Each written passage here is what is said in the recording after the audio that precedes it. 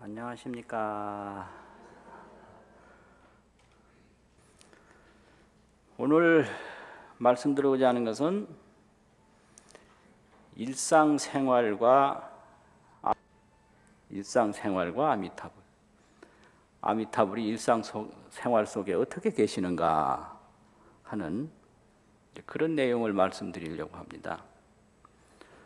우리가 이 일상생활이라고 그러면 하루하루 그냥 되풀이되는 생활이 일상생활이거든요. 일상이라고 그러면 매일매일 항상 되풀이된다. 이게 일상 아닙니까? 그럼 뭐 어제도 그렇고 오늘도 그렇고 또 내일도 그렇고 또 100년 전에도 그렇고 1000년 전에도 그렇고 비슷해요. 그저 만나고 헤어지고 밥 먹고 옷 입고 잠자고 좋아하고 싫어하고 또 꿈을 갖고 때로는 절망을 하고 뭐 이래서 이걸 그냥 아주 기계적으로 설명할 때 흥망성쇠 또 희로애락 이렇게도 얘기를 하고요. 흥망과 성쇠가 있다. 흥하고 망하고 왕성하고 쇠약하고 희로애락 뭐 즐거워하고 분노하고 슬퍼하고 기뻐하고 뭐 이제 이런 게 오늘날만 그런 게 아니라 1000년 전에도 그렇고 10,000년 전에도 그렇고 앞으로도 계속 그렇습니다. 그게 일상생활이에요, 중생에. 그래서 늘 걱정은 병 날까 걱정하고 못 만날까 걱정하고 죽을까 걱정하고 또 어떤 화가 미칠까 걱정하고 또 좋지 않은 사람 만날까 걱정하고 맨날 이런 거거든요. 그럼 여기서 이제 중요한 게 모든 걱정의 그 중심을 보면 죽음하고 연결이 돼 있어요. 죽음. 그래서 죽으면 어떻게 하나. 이 죽음을 두려워하고 죽음을 무서워하고 죽음을 싫어하는 겁니다. 그게 우리 일상생활이거든요. 그래서 여러 가지 가르침 중에 그 불교를 얼마나 깊이 배워야 되는가 하는데 죽음이 두렵지 않을 정도로 배워야 그게 깊이 배우는 거예요. 그래서 이제 이 말을 옛날 어른들은 그거 가지고 생사를 대적할 수가 없다 이렇게 설명을 했어요. 대적이라고 하는 것은 맞서서 생사를 복종시킨다 이거죠. 그거 가지고는 생사를 대적할 수가 없다. 그래서 생사에 두렵지 않을 정도로 공부를 해야 그게 공부라고 할 수 있지. 그냥 본 거 가지고 들은 거 가지고 생각되는 거 가지고는 안 돼요. 죽음이 딱 닥쳐오면 혼비백산 돼버려요. 파포창황이라고 막 두려울 파자가 있고 두려울 포자가 있거든요. 창황, 정신 못 차리는 거예요. 혼비백산하고 파포창황하고 이렇게 전도몽상으로 빠져들어서 평소에 뭐 다란이를 읽었는지 금강경을 읽었는지 전혀 아무 도움이 안 된다. 이 죽음 앞에. 이런 거 가지고는 안 된다는 겁니다. 생사를 대적할 수가 없다 이거예요.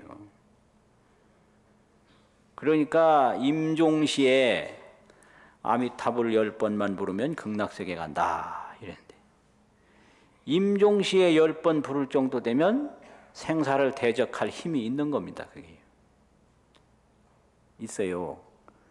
그래서 임종시에 그런데 아미타불 10번 부를 정도가 되려면 평소에 얼마나 닦아야 되는가. 보통 닦아가지고는 안 되는 거거든요. 그렇지 않습니까? 그래서 우리가 다 태어난 존재인데 앞으로 죽음을 맞이합니다.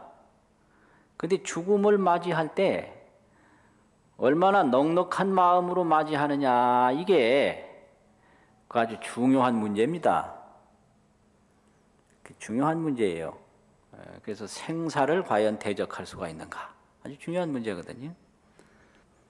그런데 우리가 이 아미타불이라고 할 때요, 아미타불, 이게 이제 무량수 이 뜻이거든요. 아미타가 수명이 한량이 없다. 또 무량광, 그럼 광명이 한량이 없다, 이 말이거든요. 그러면 무량수 무량광인데 무량수 무량광이 어디 있는가? 그 시식할 때 보면 불신이 장광, 상호 무변, 금색광명, 변조법계 이렇게 돼 있어요. 부처님의 몸이 길고 넓어요. 길고 넓다, 이 말은 안 계신 데가 없다, 이 소리예요. 불신이 장광이라. 아미타불 무량수 무량광의 부처님이 안 계신 데가 없는 거예요. 불신장광. 상호 무변이라. 부처님의 상호, 아미타불의 상호가 끝 가는 데가 없다, 이게 무변이거든요. 없을 무자 갓변자, 도대체 이 끝 가는 데가 없다. 그 금색 광명이, 아미타불의 그 금빛 광명이 변조법계라. 온 우주를 두루시 비춘다, 이렇게 해요. 그래서 이런 것을 입으로만 외울 게 아니라 이걸 실제로 믿는다면, 이게 아미타불이 계시지 않은 곳은 한 군데도 없는 거예요. 태어나는 데도 계시고 죽는 데도 계시고 보이는 데도 계시고 보이지 않는 데도 계시고, 이것이 변조법계, 이렇지 않습니까? 상호무변, 불신장광, 그게 장광이요 무변이요 변조인데 어디는 계시고 어디는 안 계실 수가 없다, 이 말이죠. 그런데 우리는 이 무량수 무량광을 전혀 느끼지 못하고 만날 걱정하는 게, 헤어질까 걱정하고, 보기 싫은 사람 만날까 걱정하고, 잘못될까 걱정하고, 병날까 걱정하고, 죽을까 걱정하고, 이게 일상생활이다, 이 말이에요. 그래서 아미타불은 아미타불대로 따로 있고 우리 걱정은 걱정대로 따로 있고 따로따로 논다. 그래서 이제 이런 것이 우리의 모습인데, 여기서 참다운 길을 찾아야죠. 그게 법장을 여는 세계고 그게 법문을 듣는 세계입니다. 그래서 법문을 통해서 또 법장을 통해서 그리 들어가는 거 아닙니까? 그럼 이제 무량수 불이라고 할 때, 불은 바로 부처님이고 또 부처님은 깨달은 분이거든요. 그러니까 깨달음이란 말이죠. 그래서 무량수 불 할 수도 있고 무량수 각 이렇게 말할 수도 있어요. 깨달을 각자. 그렇잖아요. 무량수 각이다, 무량수 불이다. 또 육십화엄경 그 야마공중 개찬품에 보면 신불급 중생 시삼무차별, 이 말은 육십화엄경에 있는데 마음과 부처와 중생이 차별이 없다, 이게 신불급 중생 시삼무차별이거든요. 그럼 무량수 신불, 마음과 부처와 중생이 차별이 없으니까 무량수 불이라고 할 수도 있고 무량수 심이라고 할 수도 있고 무량수 생이라고 할 수도 있는 거예요. 중생과 마음과 부처와 같으니까. 그렇잖아요. 무량수 생, 무량수 심, 무량수 불 같잖아요. 그러니까 알고 보면 중생이 전부 무량수 중생이더라, 무량광 중생이더라.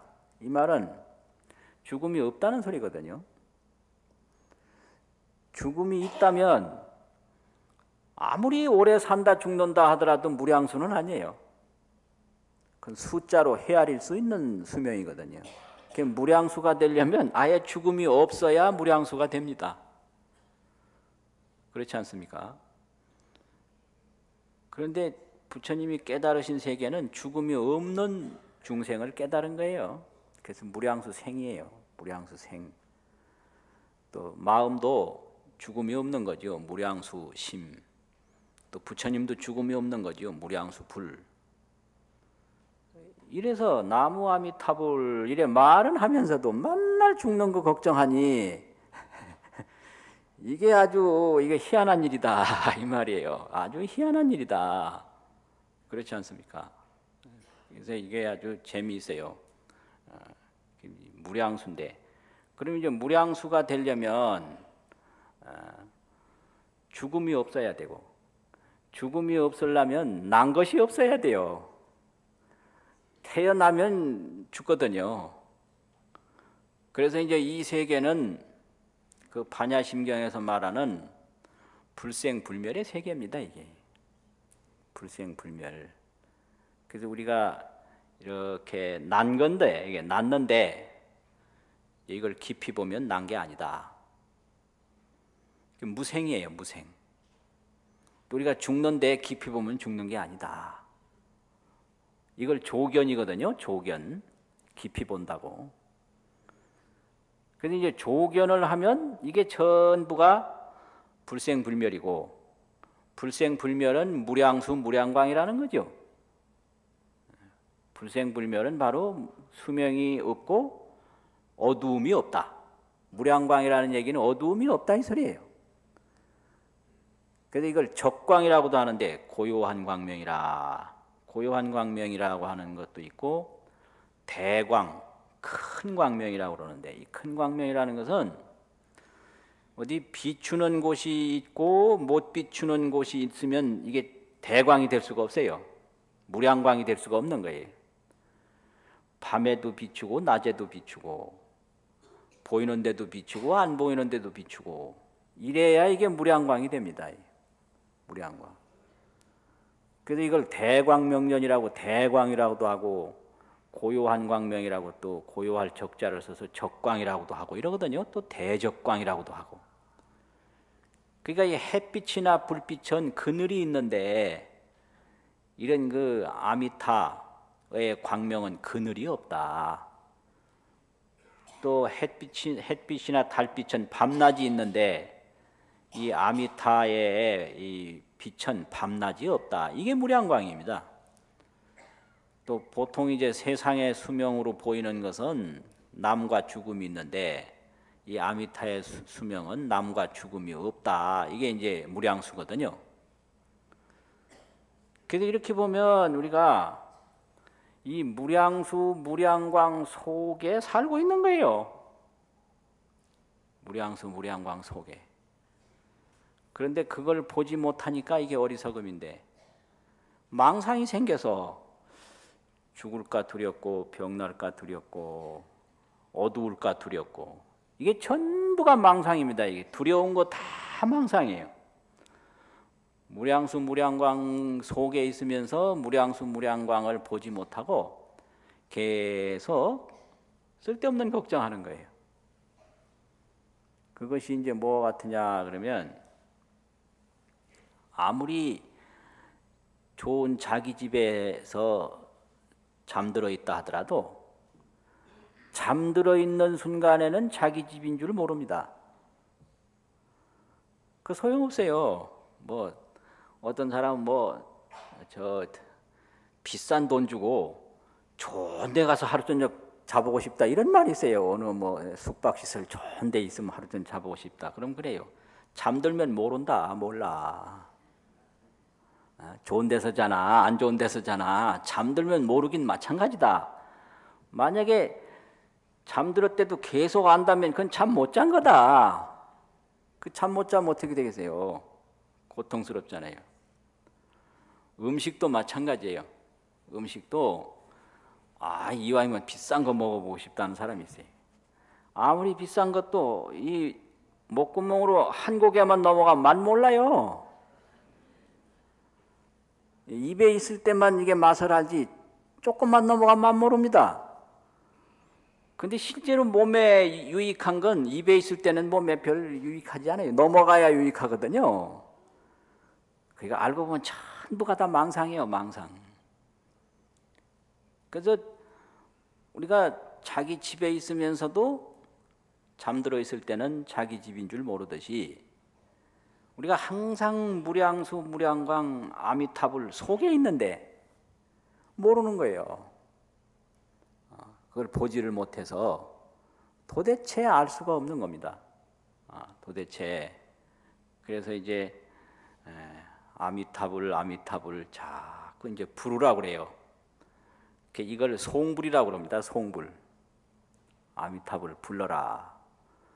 또 아미타불을 자꾸 이렇게 글 읽듯이 하면 이걸 독불이라고 그래요. 읽을 독자. 독불. 그럼 여기서 더 깊이 들어가면 이제 마음으로 생각하는 정도가 돼야 염불이라고 그러거든요. 비로소. 처음에는 염불이 잘 안 되는 거예요. 그래서 처음에는 그냥 읽어야 돼요. 아미타불 읽고 그 다음에 애운단 말이죠. 애우고 그 다음에 이제 염불할 정도가 돼서 이제 깊이 들어가면 아미타불과 만나는데 그게 불생불멸이에요. 아미타불과 만나게 된다. 그래서 그 염불도 참선하는 것과 똑같이 그렇게 강조를 많이 하고 그래 있습니다. 그런 개송이 하나 뭐 시식할 때 만날 하는 개송인데요. 그런 개송이 있어요. 아미타불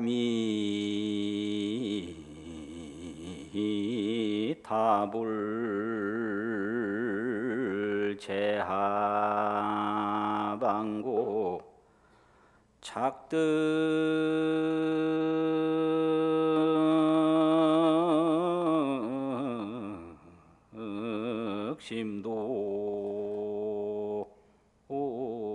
절망망이로다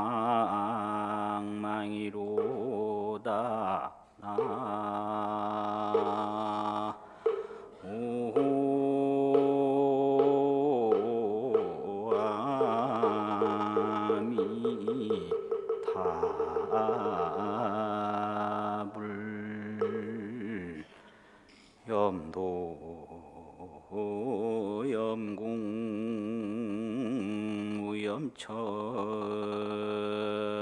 하면 용문상방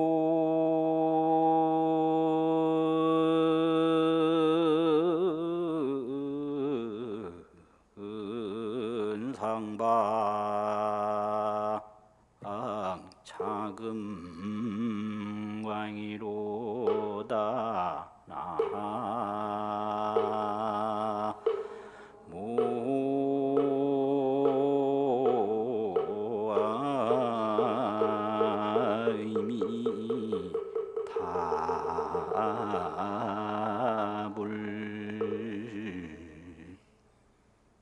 좋습니다. 참 좋은 개성이에요.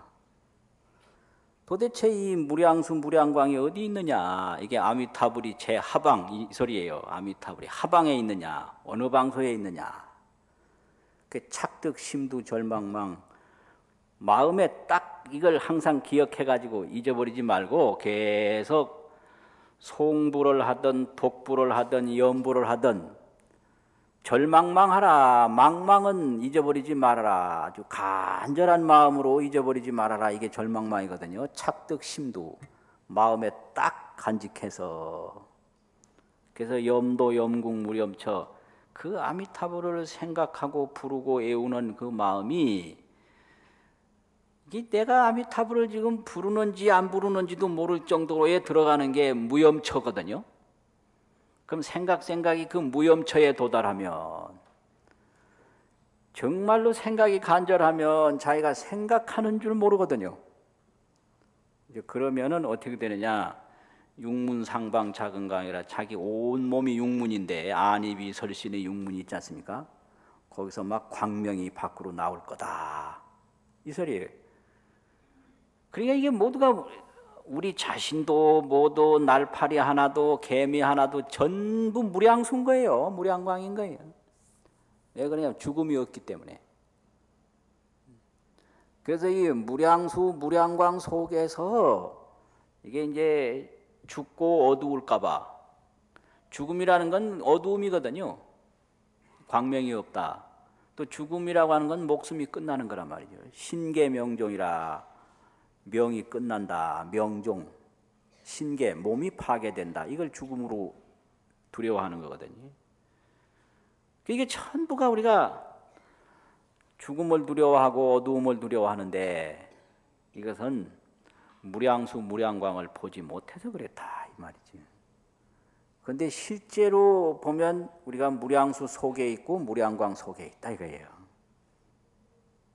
그래서 이거 형태가 사라지는 게 아무 의미가 없고 이게 햇빛이 뭐 안 보이는 게 아무 의미가 없는 건데 햇빛 안 보이면 아무것도 없는 줄 알고 형태가 사라지면 아무것도 없는 줄 알고 그 햇빛이 보이지 않고 형태가 사라지는 것을 깊이 보면 깊이 보면 그게 모두가 무량수요 그게 모두가 무량광인데 그걸 깊이 보지 않고 공연히 미리 겁내고 미리 두려워한다. 이걸 망상이라고 그래요.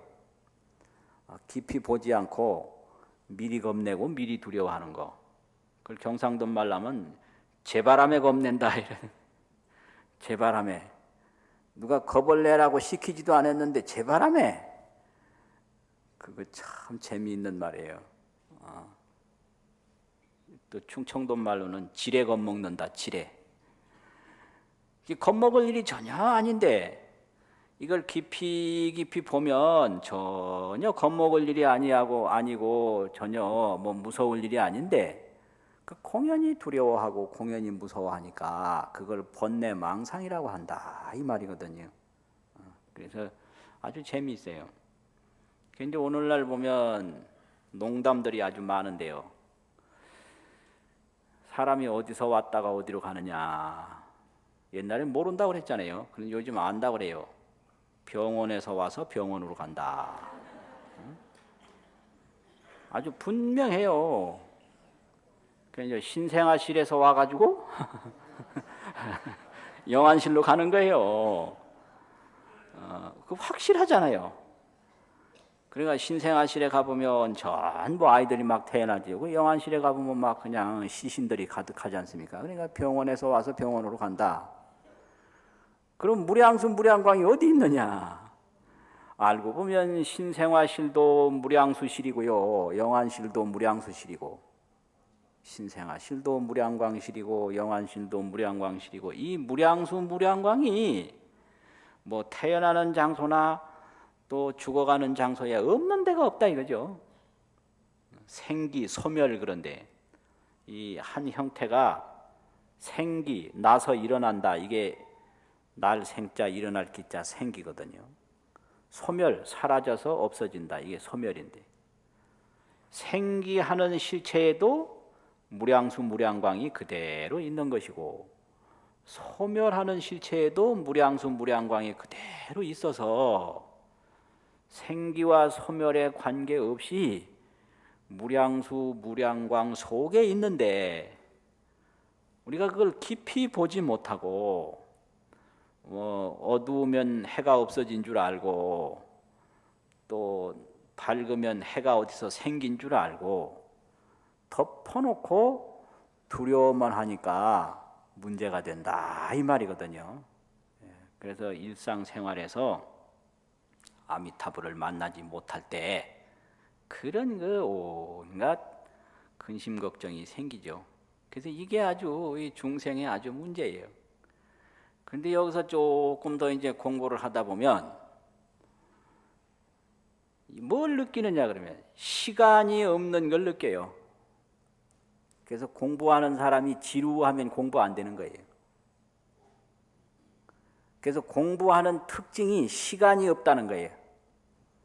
아, 이거 왜 이렇게 시간이 안 가냐? 참선한다고 이렇게 앉아서 보면 30분 하자 그러면 시간 자꾸 왜 이렇게 지금 몇 분이나 됐을까? 이 시간 계산하는 정도는 이거는 안 된 거예요. 안 되지. 문에 전혀 못 들어간 거예요. 그거 아주 중요해요. 그래서 그런 시간이 없는 거를 경험하는 것이 그게 아주 이 공부에 힘을 얻어가는 첫 번째 단계입니다. 그걸 다 느껴요. 이제 내 경우에는 20몇 살 때 그 자주 못 느끼고 아주 지금까지도 그게 기억에 남는 건데 원각경을 볼 때인데요. 오후인데 아이 하도 그 경이 재미있어가지고 보느라고 봤는데 어쩌다 시계를 보니까 4시간이 지났더라고요. 근데 기억으로는 한 5분도 안 지난 것 같아요. 그래서 그 기쁨이 굉장히 오래가고 지금까지 그 기억만 해도 아주 즐거워요. 그런 게 있어요. 그래서 이제 기도를 해도 뭐 다리도 아프고 뭣도 아프고 뭐 이래가지고 자꾸 시간이 의식되면 이게 기도가 안 되는 거고 아주 깊이 가서 한 2시간 이상이 지났는데도 아주 금방 시작한 것과 같이 이런 게 아주 중요해요. 그런 것이 그래서 시간이라고 하는 것은 없는 것이고 내 스스로 만드는 것이다 이 알 수가 있어요. 그래서 즐거울수록 시간이 짧게 느껴지거든요. 그러니까 우리 말에 신선노름에 뭐라 그러죠? 그 다음에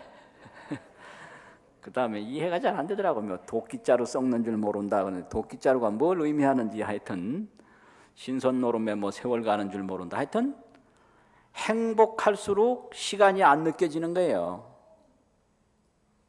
그래서 시간이 지루하면 그거는 번뇌가 많고 생각이 많다는 얘기거든요. 그래서 생각이 줄어들면 시간은 없어요. 이제 그 다음에 이제 느낄 수 있는 것이 죽음이 없다는 걸 보는 거예요. 조견, 본다. 이거는 생각이 아니고 보는 겁니다. 그런데 이걸 이제 공부할 때 생각인지 실제로 보는 건지 구분을 못 해요. 그래서 어떤 때 죽음이 없겠구나. 이건 생각이거든요. 상념. 이 상념은 이거는 환경에서 온 거기 때문에 환경이 바뀌면 이건 싹 달아나요. 이제 그런 생각이 일어날 수 있도록 환경이 잘 조성되면 그런 생각이 일어나는 거예요. 근데 그런 생각이 사라질 수 있도록 환경이 조성되면 싹 사라져서 자기한테 전혀 도움이 안 되는 거예요. 그래서 이건 전부 손님이다. 손님, 주인이 아니다 이거예요. 그래서 아무리 좋은 생각이라도 그거는 환경에서 왔다. 그건 손님인 거예요. 그건 또 도둑이라고 그래요. 마음 도둑이다. 이런 거죠. 그래서 도둑인데 그걸 주인으로 잘못 알고 그것이 하나 오면 그걸 막 붙잡고 그게 최고인 줄 알고 거기에 매달리는 경우가 있는데요. 이것이 아주 번뇌 중에 아주 굉장히 심한 번뇌, 광증이라고 그러는데 이거를 광번뇌. 그래서 광증이 일어났다라는 게 바로 이런 거예요. 도둑을 주인으로 잘못 알고 거기에 빠지는 거거든요. 그런 거예요. 그런 거 말고 그런 생각 말고 실제로 보는 거 이게 조견이거든요. 그걸 또 정견이라고 바르게 보는 거. 그걸 여실견 참답게 보는 거예요. 그래서 불생불멸을 보는 거 그게 그 단계가 오는 거죠. 그래서 시간이 느껴지지 않을 정도로 정진을 하면 그 다음에는 죽음이 없는 세계를 보지요. 그게 2번째 단계예요. 그 다음에 죽음이 없는 세계를 보더라도 그동안 죽는 걱정을 하도 많이 해가지고 이게 몸에 뱄어요. 그걸 습기라고 그래요. 습기. 익힌 기운이 있다. 이게. 그래서 막 뛰어가다가 보면 갑자기 탁 못 쓰잖아요. 서도 앞으로 몸이 쏠린다 이거지. 그게 습기거든요. 잠자다가 일어나서 깼는데도 딱 깼을 때는 그 잠자던 버릇이 몸에 꽉 배가지고 이게 잘 분간이 잘 안 되잖아요. 그런 거하고 같은 거예요. 그래서 이 돈오는 수동불이나 돈오는 비록 부처님하고 같으나 다생 습기심이라 다생의 습기가 깊다. 이런 그 개송들이 다 있어요. 그래서 죽음이 없는 세계를 조견을 하긴 했는데 순간순간 죽음이 두려운 생각이 일어나는 거예요. 이게 전도몽상이거든요. 그래서 여기서 계속 정진을 하고 하면 이 죽을 걸 두려워하는 생각이 전혀 안 일어나는 단계까지 가는 거지요. 그게 원리 전도몽상인데요. 전도몽상을 멀리 여인 단계다 이거죠. 멀리 여였다는 얘기는 죽을 걱정을 해보고 싶어도 안 된다 이거예요. 그러니까 꿈에서 깬 사람이 꿈을 꿔보고 싶어도 꿈이 안 꿔지듯이 이런 거하고 똑같은 거죠. 그 단계가 두 번째, 세 번째 단계거든요. 그러면 그걸로 만족하냐? 그게 아니고요. 죽음이 없는 세계를 보고 그 다음에 죽음이 두려운 생각이 전혀 일어나지 않고 그게 아니에요. 이걸 이제 교회에서는 그 다음에는 화현이 있어요. 화현. 그 다음부터는 이제 자비가 성숙해서 관음경에 보면 불신으로 제도할 사람은 불신을 나타내서 설법을 하고 보살신으로 제도할 사람은 보살신을 나타내서 설법을 하고 성문신으로 제도될 사람은 성문신을 나타내서 하고 이게 화현이거든요. 그저 몸을 자유자재로 화현을 하는 단계가 그게 최상의 성불이에요. 그게 화현불이다 이거지. 그리고 이걸 선에서는 그 마지막 단계를 뭐라 그러냐? 능생능멸까지 가는 거예요. 능생능멸. 이제 불생불멸을 봤잖아요. 그 다음에 죽음을 두려워하는 전도몽상을 다 여여서 망상이 일체 없잖아요. 그 다음에는 자기 뜻대로 능이 날 수도 있고 능이 죽을 수도 있고 이 능생능멸까지 가야 공부가 된 거예요. 공부라는 게 이런 겁니다, 이게. 불생불멸만 알면 체는 얻었는데 용을 못 얻었다 이렇게 되는 거예요. 그래서 이 동아시아 선이라는 게 거기까지 강조하는 거예요. 체구는 얻었는데 용구를 못 얻었다. 능생능멸, 능이 날 수도 있고 능이 죽을 수도 있고 거기까지 가야 생사자재가 되는 거지. 이거 생사 없는 것만 알아가지고 어떻게 되겠는가. 근데 생사 없는 걸 알긴 알아도 생사를 걱정하던 버릇이 항상 있어서 툭하면 걱정이 된다 이 말이죠. 이건 아직까지 습기가 안 없어졌다. 이 공부가 이런 거예요. 그래서 이걸 면밀히 점검을 해서 내가 지금 어느 단계에 왔는가. 아직까지 시간이 지루하고 이러면 아주 그냥 이게 저 문 바깥에 있는 거거든요. 그렇지 않습니까? 기도를 해도 지루하고 경을 봐도 지루하고 법문 들어도 지루하고 이건 아주 이제 문 바깥에 있다. 그러니까 이거 아주 분반해야 돼요. 이거는. 그러면 도대체 뭘 하더라도 지루한 줄 모르겠다. 이게 이제 일념으로 들어가는 거거든요. 그래서 일념으로 들어가다 보면 무량수를 보는 거예요. 이 불생불멸을 본다 이거예요. 그 불생불멸을 봤다 하더라도 처음에는 순간순간 걱정이 생긴다 이거예요. 이건 아직까지 그 과거에 걱정하던 버릇이 완전히 안 없어진 거다. 습기는 남아 있었다 이거거든요. 그래서 죽을 때나 살 때나 뭐 만날 때나 헤어질 때나 근심 걱정 번뇌 망상이 일체 사라진 경지가 그게 이제 세 번째 단계거든요. 그러면 이제 그 체는 얻었다 이거예요. 그 다음에는 능생능멸로 가야 돼요. 죽고 싶으면 당장 죽고 또 나고 싶으면 당장 나고 이런 거를 용무생사라고 합니다. 용무생사. 이거 선에서는 용무생사라. 생사가 없는 것을 활용한다. 쓰룡자가 있거든요. 무생사를 활용한다 이거예요. 용무생사. 생사 없는 걸 안 거를 채무생사, 몸체자, 체달한다, 체험한다 이거지. 채무생사만 가지고는 안 된다. 그래서 이제 보통 경전에서 죽음도 없고 두려움도 없고 무유공포 무슨 불생불멸 무슨 무고진멸도 하잖아요.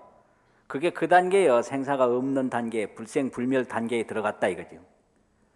그 다음에 능생능멸로 나와야 되는데 그 능생능멸로 나오려면 용무생사까지 가야 된다 이 말이거든요. 그래서 죽고 싶으면 당장도 죽고, 나고 싶으면 당장도 나고, 작고 싶으면 작고, 크고 싶으면 크고, 높고 싶으면 높고, 낮고 싶으면 낮고, 이게 용무생사거든요. 능생능멸이고. 그래서 이제 부처님 보면 그게 화현이 자제한 거예요. 부인신으로 제도가 될 사람은 적현 부인신하야 이의 설법하고, 그 있잖아요. 여자 몸이 필요할 때는 바로 여자 몸으로 화현하고, 남자 몸이 필요할 때는 바로 남자 몸으로 화현하고, 이 단계가 이제 아주 극치의 단계거든요. 거기까지 갈 때를 서원을 딱 하고 닦아야 되는 거죠. 그래서 보통 이제 손님이 들어오고 지금 도둑이 침범했는데, 그게 뭐 진짜인 줄 알고 그걸 가지고 막 자랑도 하고 막 하다 보면 조금 세월 지나가면 싹 없어지거든요. 도둑은 떠나는 거예요. 손님도 떠나고. 그렇지 않습니까? 손님도 찾아온 목적 달성하면 떠나고요. 도둑도 훔칠 만큼 다 훔쳤으면 가버려요. 우리 생각이 딱 그와 같은 겁니다. 생각이. 그러니까 그런 손님과 도둑에 절대 속지 말고 끊임없이 닦아서 능생능멸 화현자재 여기까지 가야 그게 공부가 된 거다 이거예요. 그래야 정말로 생사 속에서 생사를 대적할 뿐만 아니라 생사를 활용할 수가 있는 거죠. 그러려면 아주 이 기본이 신심인데요. 이제 신심이 바로 뭐냐면 예배, 절하는 거 있지 않습니까? 거기서부터 출발해요. 그런데 이제 불교의 그 아주 기본적인 신심 예배가 있는데, 그 방법적으로 보면 독특한 게 있어요. 불교는 방법으로 보면 이게 합장이에요. 합장. 합장하면 불교 예배고, 합장 안 하면 불교 예배 아니고, 그 정도로 이 합장예가 아주 중요하거든요. 그런데 어떤 분은 합장 설명하는데 재밌대. 이 새끼 손가락을 붙이라고 하더라고요. 그래야 기운이 모아진다고. 또 엄지 손가락도 딱 붙이래요. 엄지 손가락 벌리면 마음이 부정적으로 가고, 새끼 손가락을 또 벌리면 기운이 흩어진대요. 그래서 엄지 손가락, 새끼 손가락을, 열 손가락을 완전히 붙여라 이래 설명하더라고요. 그래서 이런 거는 방법상으로 참고가 되겠더라고요. 그 다음엔 투지래, 합장예, 투지래. 투지는 뭐예요? 던질 투자, 땅지자. 몸을 땅에 던지는 거거든요. 오체 투지 뭐 이래가지고. 그 다음에 고두래. 두드릴 고자가 있어요. 머리 두자. 머리를 땅에 붙이는 거. 이게 고두래예요. 그래서 합장, 투지, 고두. 그 다음에 뭐죠? 그 다음에 또 뭐 말이 있는데요. 뭔지 아세요?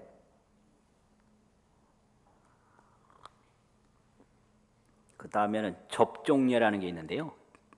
또 불교뿐만 아니라 인도 우파니샤드 같은 데서도 있던 예인데, 접종이라는 것은 본래는 절하는 제자가 절을 받는 스승의 발에 머리를 갖다 대는 거예요. 이걸 접종이라고 합니다. 접할 접자, 발족자. 이게 이제 접종예인데, 그렇잖아요. 발에다가 머리를 갖다 이마를 대는 거죠. 그래서 이제 인도에는 그 부모보다도 스승을 더 높이 해서, 자식이 스승이면 자식한테 가서 절을 하고 자식의 발에 이마를 대요. 그게 인도 문화입니다. 그렇잖아요. 혈통으로 보면 부모인데 정신으로 보면 제자다. 아주 참 아름다운 전통이죠. 그게 접종예입니다. 근데 이제 우리나라에서는 접종예를 어떻게 하느냐 그러면, 이 손바닥을 펴서 위로 올리는 거, 이걸 접종예라고 합니다. 접종예. 그래서 이게 중요하더라고요. 근데 이 접종예 하는 거 보면 어떤 분들은 이제 손가락을 이렇게, 손가락만 오므렸다 폈다 하는 사람도 있다고 그러고, 어떤 사람은 양쪽으로 이 손바닥을 칼날같이 세워서 한다고 그러는데, 이 접종례라고 하는 것은 이 손바닥에 부처님 발을 올려놓으십시오 이 뜻이거든요. 그럼 여기 손가락을 오므리면 어떻게 올려놔요 여기다가. 또 양쪽 그 귀에다가 칼날 같이 세우면 부처님 발을 어떻게 여기다 올려놔요. 그러니까 이걸 이제 손가락, 엄지 손가락, 새끼 손가락을 완전히 붙인 상태에서 이걸 뒤로 제껴서 귀 있는 데까지 올리면 위에서 보면 두 발 올려놓기 편안하게 돼요. 예, 귀 위까지 올려라 이거예요. 올리는데 이걸 이제 이 손가락을 뒤로 완전히 마음껏 제낀 상태에서 올려야 되거든요. 마음껏 제껴야 돼요 뒤로. 이렇게 구부리면 안 돼요. 이게 완전히 제끼면 이게 이제 혈액 순환도 굉장히 좋다 그래요. 마음껏 뒤로 제낀 상태에서 귀 위에까지 올리면 위에서 보면 거의 평평하게 됩니다. 이제 그런 식으로 이 절을 가르치는데 그 연구를 많이 한 그런 내용이더라고요. 그래서 이게 이제 형식적으로 보면 합장례, 투지례, 세 번째 뭐라 그랬죠? 고두례, 네 번째는요? 접종례. 이게 불교식 이게 방법이거든요.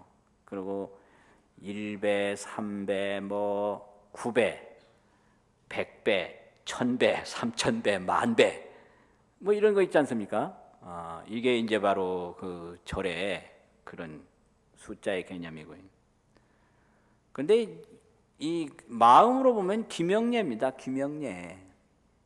지심기명례 그러잖아요. 이거는 형식이고 마음으로 보면 기명례를 해야 돼요. 기명례라고 하는 건 첫째는 공경이거든요. 왜 공경이냐 그러면 목숨 속에는 눈도 들었고 코도 들었고 몸도 들었고 전부 이게 목숨 안에 있는 거예요. 그럼 목숨을 돌이켜서 예배한다 이럴 때는 눈도 돌이키고 귀도 돌이키고 뭐 팔도 돌이키고 온 몸을 다 돌이켜서 예배한다 이게 기명례거든요.